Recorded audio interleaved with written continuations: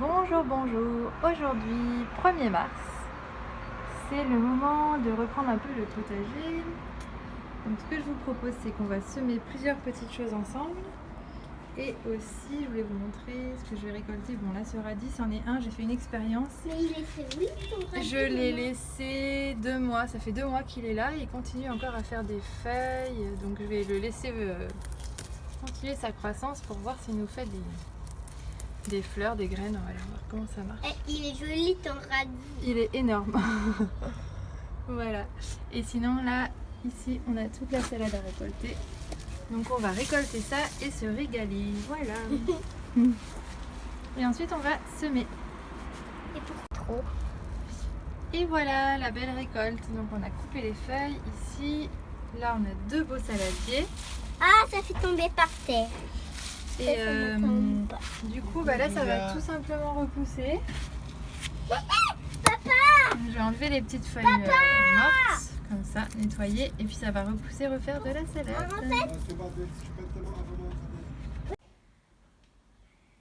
Voilà, et aussi avec le mois de mars, le printemps qui arrive, on a les petites fleurs qui commencent à ressortir, là que j'avais plantées l'année dernière.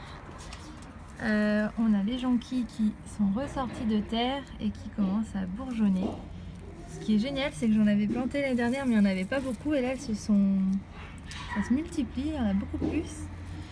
Et ça va être super joli. Il y a les œillets qui sont ressortis, vont bientôt fleurir. La pervenche, je vais couper les cheveux parce que ça traînait par terre. Et aussi ici, il y a les myrtilliers. Donc l'année dernière, on a eu pas mal de myrtilles. Après, avec la grêle, il y en a quand même quelques-unes qui ont été perdues. Mais là, on voit qu'il y a des jolis bourgeons. Ça repart. Donc je pense qu'on va avoir une bonne récolte cette année de myrtilles. Voilà, voilà. Alors ici j'ai semé des haricots que je vais planter comme l'année dernière au même endroit sur le balcon qui est là-bas avec la grille là que vous voyez, qui vont ramper. Donc les haricots, j'ai mis du basilic comme ça et aussi des graines de basilic que j'avais récupérées sur mes fleurs l'année dernière et j'ai mis du concombre comme ça aussi. Et là ce que je vais faire c'est que je vais mettre, donc là j'ai récolté la salade et là je vais mettre des radis, comme ça ça fera un petit cycle court d'une 30aine de jours en attendant de remettre autre chose. Voilà. Donc j'ai fait tremper les graines, je vais les disposer joliment dans le bac. Ils vont rejoindre le grand-père radis.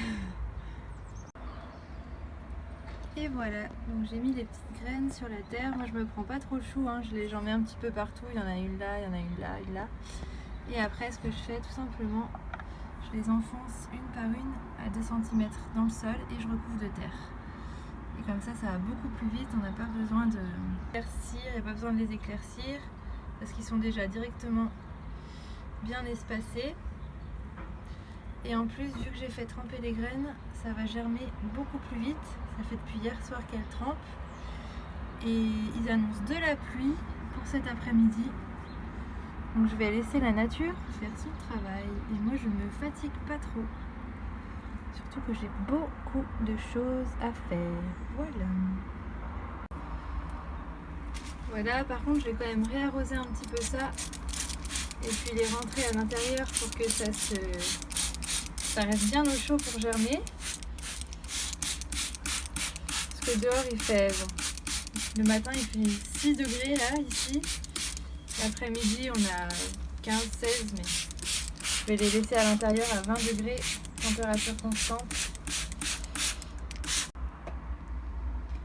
Et voilà, maintenant qu'on a semé tout ça, les concombres, le basilic, les haricots, qu'on a récolté la salade, qu'on a semé nos radis, je vous propose de suivre tout ça courant mars et de faire la même chose chez vous et de me dire ce que vous avez mis.